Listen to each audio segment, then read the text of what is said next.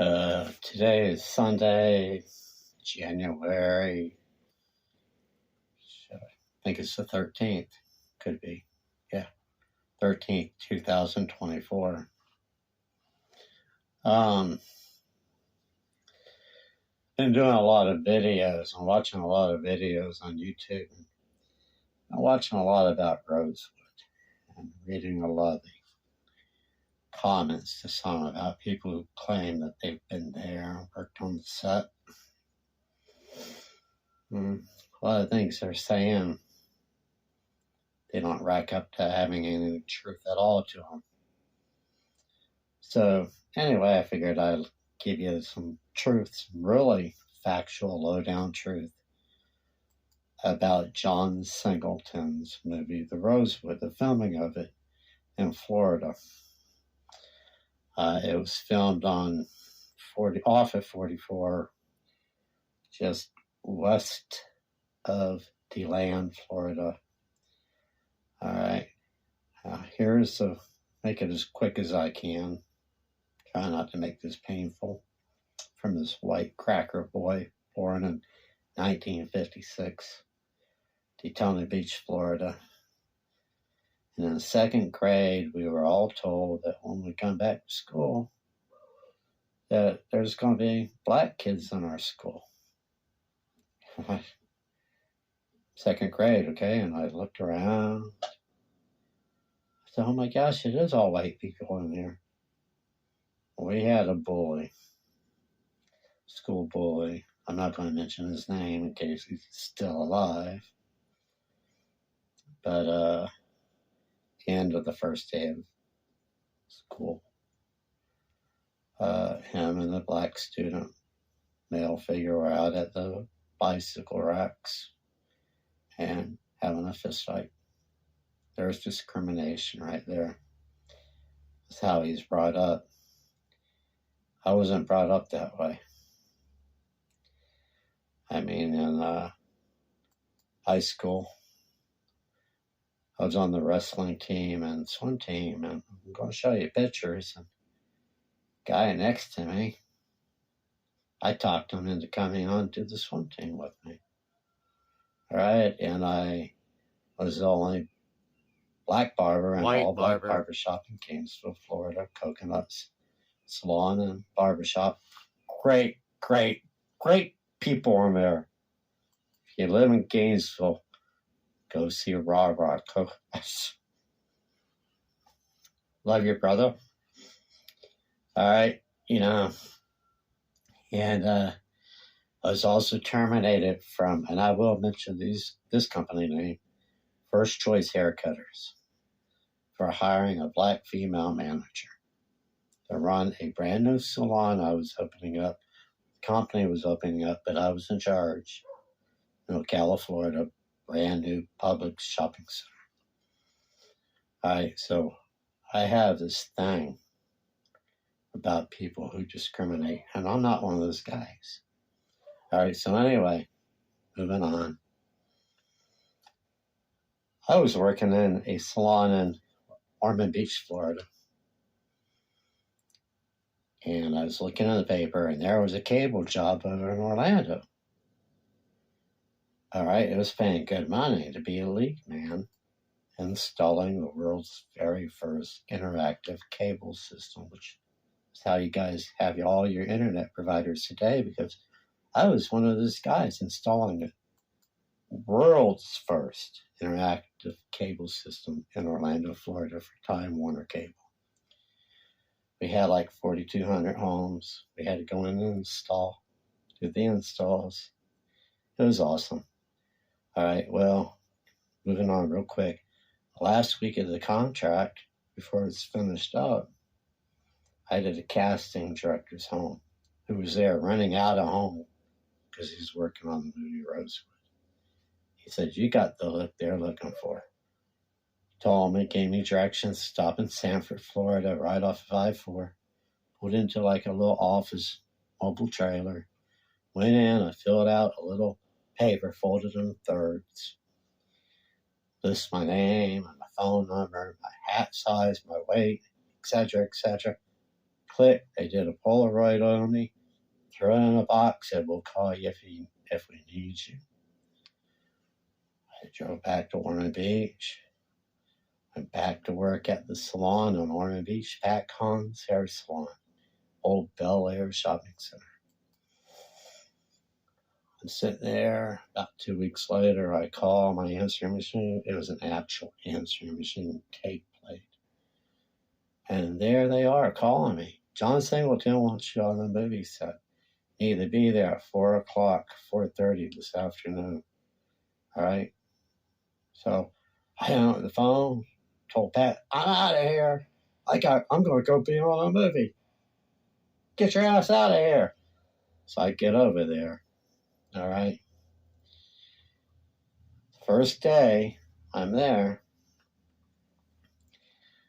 we have to go see hair and makeup before we saw wardrobe. And it was an Airstream travel trailer. Was where they were cutting the hair. When you walk in, the first set here was for all those white cracker dudes. Chair to the right was all the black extras and actors for the movie Rosewood. They were doing the set. So I'm telling the head hairdresser that I'm a hairdresser. And it allowed me to stay and work and learn how to do clipper cuts. All right, but before I went in, I'm standing there. There's a guy next to the door, then myself, and then a person to my left. And there's this dude standing about 15 feet away from me, in front of me. Hat on, vest, all decked out for the movie. And this girl comes out of the travel stream trailer, Airstream, after she had taken us there, and said, okay, y'all getting haircuts. If you don't want to get a haircut, you can't work the job. Guy next to me, long hair. I ain't getting no fucking haircut. Walks off. All right, so guy across. So I move up. I'm next in line. So the gentleman standing in front of me, 10, 15 away from me, starts talking to me. He says, imagine that. Giving up the chance of a lifetime over a haircut. I go, yeah. Hair grows back. And we start talking. We just start talking. And I tell him about, he goes, how cold it is in Florida. I said, I know. It snowed here. He starts laughing. I said, no, first grade. Daytona. He's coming home on the school bus, and flakes of snow were coming down. The school bus driver was saying, look, kids, it's snowing. Little flakes of snow, and she had windshield wipers on. We all rolled down the windows of the school bus, put our hands out, trying to catch the snow, but it melted as soon as it hit our hands. So anyway, we're chatting. He's just laughing. And he goes walking off. I'll see you around. Never exchanged names. Nothing. The dude next to me on my left, he goes, do you realize who you were just talking to? I go, no, not really. He looked familiar, but I've done so many haircuts since 1986. It's probably somebody I cut before. We're all extras here from local. He goes, dude, that was John Voight. I was floored. All right.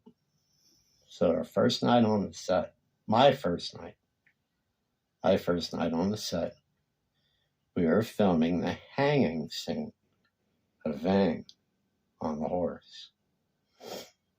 And we're all out there. It's night and it's cold. It was freaking cold. And there was a set of lights off in the woods. There are the lights like at a baseball game they use that night that are way up, but it was on a trailer. So, four-wheel drive can go back, or guys can pick it up and move it on a boat trailer frame. It's light, pretty much. And we were warned not to go back towards the light, even though it was cold. Because the night before, one of the production guys had walked out to the light. He got bit by a rattlesnake. He had to go to the hospital. The reason for that was because the rattlesnake, it being so cold, rattlesnake went out to the lights where it's warm. All right, so we're on the set, we're doing all this, and I'm watching everything. Ving's up on the horse. It was really cool to watch the hanging. They had a rope around him. There's a steel cable within the rope that went up to the tree. They had a guy up in the tree on the tree branch with a pair of bolt cutters, just in case something went wrong. Cut him down. After every shoot, after every take, Ving would get down off the horse and he'd walk off by himself and he'd friggin' be doing push-ups. And Michael Rooker, for his chew, he was using tea leaves from a tea bag as chew. I worked 2 nights on that set. I remember one night they lit our torches, and I was standing off. I'm not really a social person, so I was off by myself with a torch, and the guy came out, and they were getting ready for the set, so he put all the juice on it, lit it, and it was just flaming and dripping, and I was holding out like that. And John Singleton, he walks out, and he's just standing there looking at me. I'm just standing here with a torch looking at him.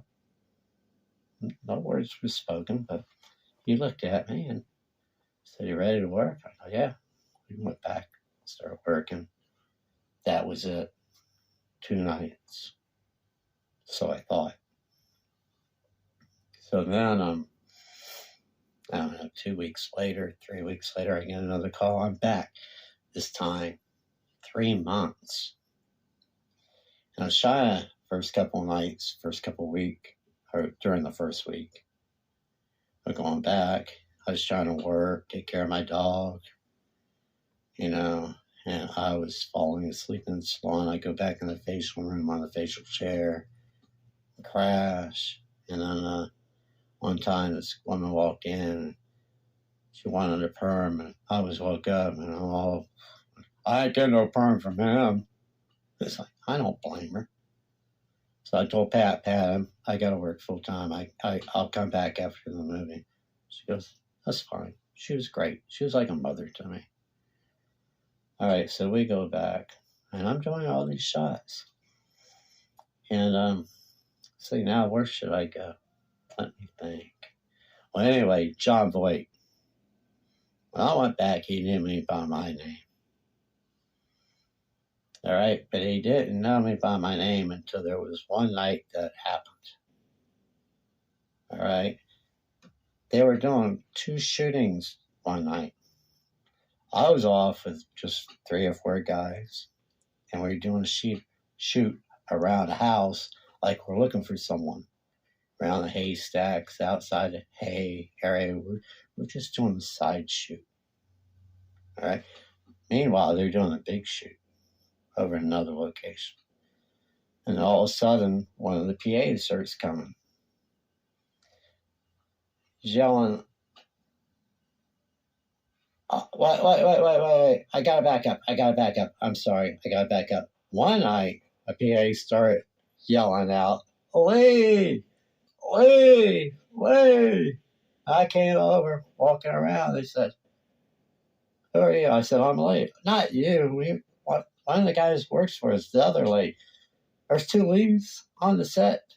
You got to change your name. What are you going to name yourself? I said, Oscar. They all started laughing. Why would you call yourself Oscar? I said, because Oscar is my name. Lee is short for Leon for my middle name. So from then on out, everyone knew me as Oscar, including Mr. John Voight. So anyway, a PA's coming over now yelling, Oscar. I come over, what? He says, John Voight wants you over on the other set. So I said, cool. Go over. John Voight pulls me off the side, hands me a lantern. Says, now, Oscar, I want you up on that truck. I want you to hold that lantern up high. I want you to show men what injustice is. And I got up on that dump truck, and he yelled, Oscar, higher! You guys don't believe me? Go look at their back grills. Yeah, I'm holding it up higher. But what I'm doing is the dump truck, it was an actual, 1921 dump truck. It kept overheating. And there was times we'd push it back on the set, and then they'd do a cut and get the bed to come up. So here I am. I'm up on top of the bed, or on the side looking in. I happen to look down on the side. Fuck! There's a real stunt double down there that I didn't even realize. I thought they were all decoys, mannequins, dressed up to look like people being dumped on. But there is an actual stunt guy in there. It's so black. He opened his eyes, and all I saw was the light of his eyes. I thought death was looking back at me. Scared the living shit out of me. All right, so we get that scene done. In the movie where they show camera looking up, from inside the pit looking up at them, they took a bulldozer off to the side. They built a big dirt mound up, and they walked up from the backside. Cameras were down on the ground looking up. That's how it got. But in the meantime, here's the really cool part about the movie. All right. During that night, Rosewood was burning. I don't know what it was about the weather. It was like there was a sheet of glass over top of us, and that smoke clearly coming up from over where they were burning the town and we're doing this other scene came up, and it just went straight across like there was a glass ceiling above us, and we all freaked out. It was weird. Okay, now the night of the scene. Oh, and I didn't start smoking cigars until I was on the movie set. No, I didn't start smoking cigars until we were on the movie set. All right. And so anyway, where was I? Okay, the night of the shooting at Arnett Doctor's house when Aunt Sarah gets shot. It was an all-night shoot. All right, people, hear me out. And it was friggin' cold. All right. Well, there's times us extras, we'd all go into a tent, and they had these little propane heaters up. And James Woolbat, from Forgiven the Deputy, Unforgiven, Cleanest Wood he was blind. He came in one night. He chilled with every one of us. He was just chilling, chatting, every one of us. All right. And so when we get out to the sub for Aunt Sarah's, he says, Oscar, come over here, get beside me. So that's why I'm in that scene, shootout scene next to him and Bruce McGill, Mr. Bruce McGill. All right. So before the shootout, though, it's really, really something. Aunt Sarah keeps coming out onto the porch trying to do her part. She kept screwing it up. Go back in, come back out, go back in, come back out.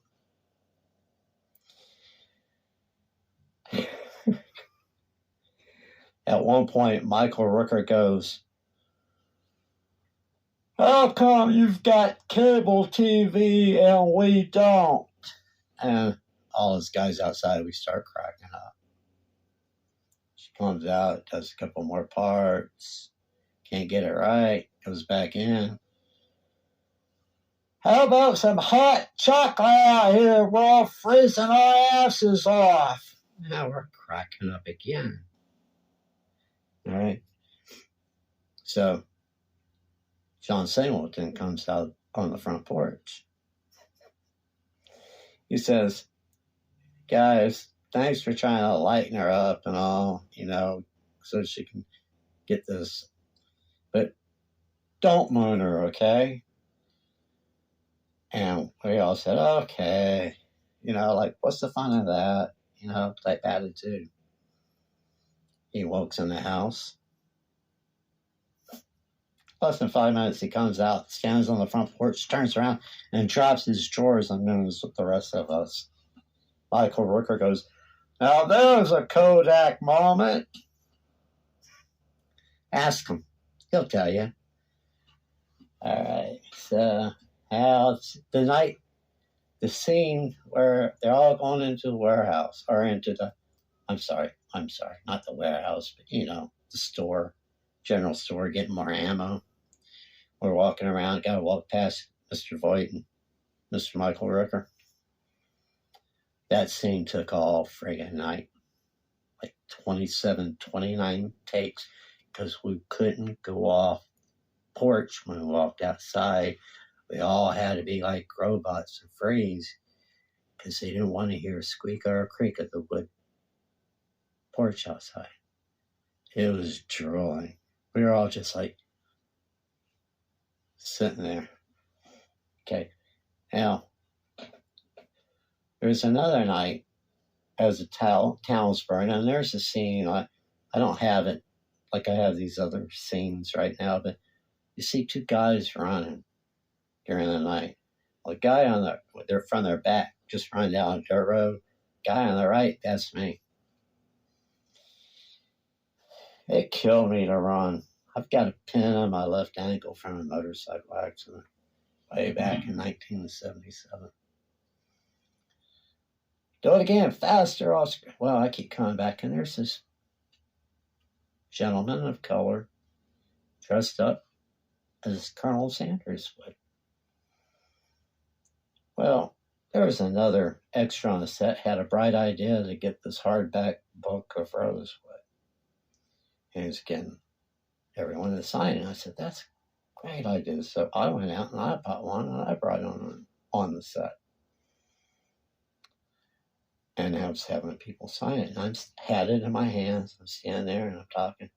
That gentleman that I was talking to was Mr. Arnett, doctor himself, actual survivor of Rosewood.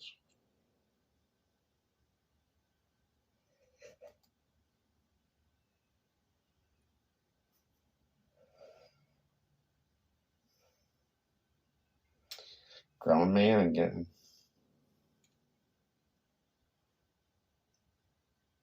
emotional.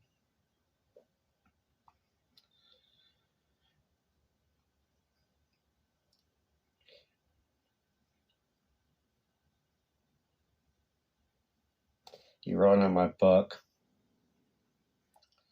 like Judgment Day, the ruin and redemption of a town called Rosewood.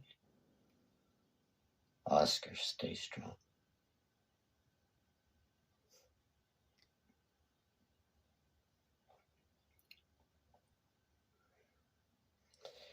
I've been trying to do that ever since.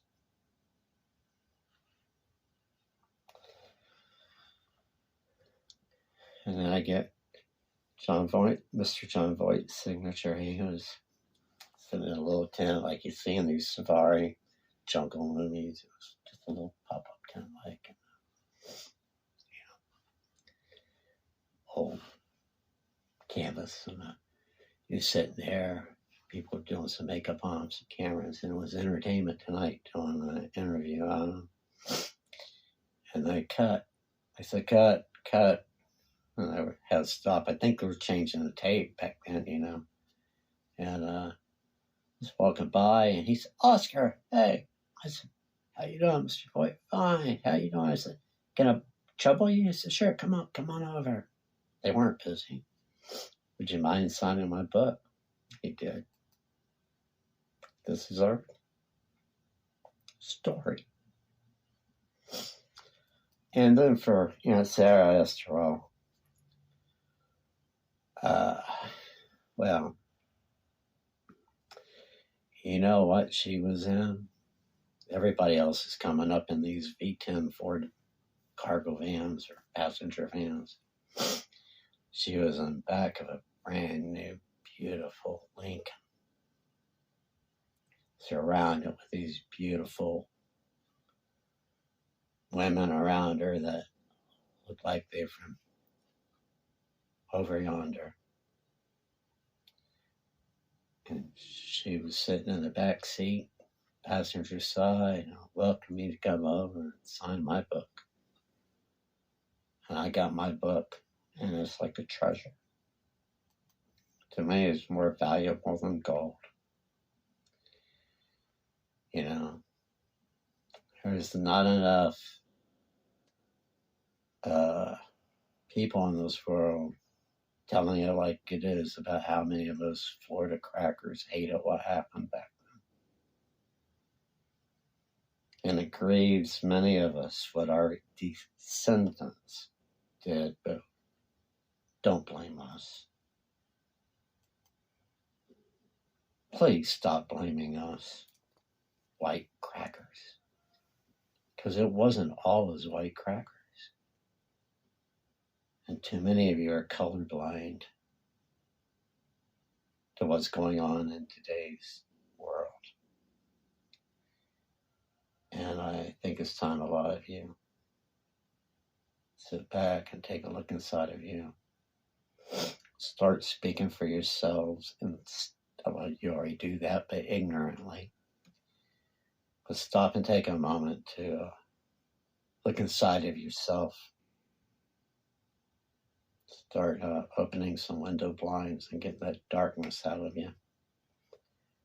And who knows, maybe America would be a much better country for all of us. But you young generation, you're a bunch of dimwits, thick-headed morons, and I'm trying to do my best not to raise my voice in this video out of respect of Mr. John Singleton,